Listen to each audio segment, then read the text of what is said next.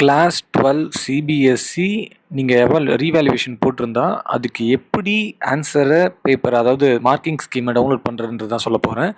First நீங்கள் பார்த்தீங்கன்னா CBSE அப்படின்னு சொல்லிட்டு ஜென்ரலாக கூகுளில் டைப் பண்ணிக்கோங்க.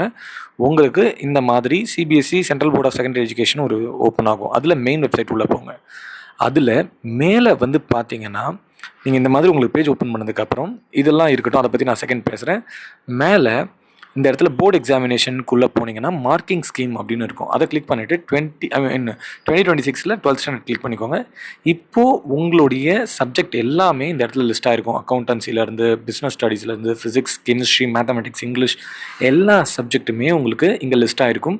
நீங்கள் எந்த சப்ஜெக்ட் ரீவேல்யூவேஷன் போட்டிருக்கீங்களோ அந்த பர்டிகுலர் சப்ஜெக்டை கிளிக் பண்ணி நீங்கள் டவுன்லோட் ஆனதுக்கப்புறம் சரி, நீங்கள் சில பேர் கேட்கலாம், நான் நார்த்தில் எழுதியிருக்கேன், நான் சவுத்தில் எழுதியிருக்கேன், இல்லைனா எனக்கு டிஃப்ரெண்ட் கொஷின் பேப்பர், எனக்கு ஏபிசி செட்டில் எந்த செட் வந்திருக்குன்னு எந்த செட்டில் இந்த நான் செக் பண்ணுறதுன்ட்டு.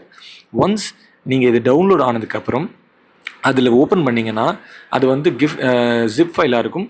அதை ஓப்பன் பண்ணதுக்கப்புறம் பார்த்தீங்கன்னா உங்களுக்கு எல்லா விதமான இப்போ 10-20 செட்ஸ் ஆஃப் கொஷின் பேப்பர்ஸ் வந்திருக்குன்னா அந்த 20 செட்ஸ் ஆஃப் ஆன்சர் மார்க்கிங் ஸ்கீமே இங்கே இருக்குது. ஸோ அதனால் நீங்கள் கவலையே பட வேண்டாம். உங்களுக்கு எல்லாமே கிளியராகவே இந்த பர்டிகுலர் வெப்சைட்டில் அண்ட் ஆல்சோ இந்த மார்க்கிங் ஸ்கீமில் எந்த செட்டாக இருந்தாலும் அந்த ஆன்சர் பேப்பர் இருக்குது, கவலைப்பட வேண்டாம். சரி, இது இங்கிலீஷ் ஆன்சர் செட் பேப்பர், இது ஒரு ஜோன், ஓகேங்களா? இப்போ நீங்கள் இது மாதிரி ஒன்று ஒன்றா தான் நீங்கள் பார்க்க முடியும். இதில் எந்த பேப்பர்னால் ஒரு 10 பேப்பர் இருக்குன்னா 10 பேப்பரை ஒன்று ஒன்றா ஓப்பன் பண்ணி தான் நீங்கள் எது உங்களுடைய செட்டுன்னு கண்டுபிடிச்சி நீங்கள் பார்த்துக்க வேண்டியதான், ஓகேங்களா? இப்போ மேத்தமெட்டிக்ஸ் நான் ஓப்பன் பண்ணுறேன். மேத்தமெட்டிக்ஸ் பார்த்தீங்கன்னா இங்கே உங்களுக்கு தெரியும், ஓகே?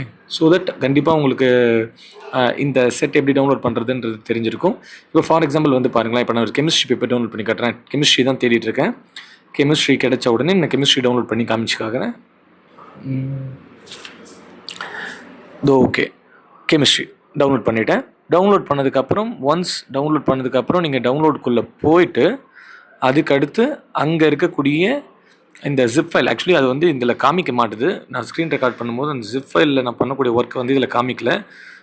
நீங்கள் டவுன்லோட் ஆனதுக்கப்புறம் ஜிப் ஃபைலை அன்சிப் பண்ணிவிட்டு அந்த பர்டிகுலர் இதில் லைக் ஃபோல்டரில் போனீங்கனாலே உங்களுக்கு தெளிவாக உங்களுடைய மார்க்கிங் ஸ்கீம் எந்த செட்டோ எல்லா செட்டுமே வந்துடுது. நீங்கள் எந்த செட்டு நீங்கள் சூஸ் பண்ணி நீங்கள் பார்த்துக்கலாம். கெமிஸ்ட்ரி, ஓகே, கெமிஸ்ட்ரியில் ஒரு செட் இருக்குது.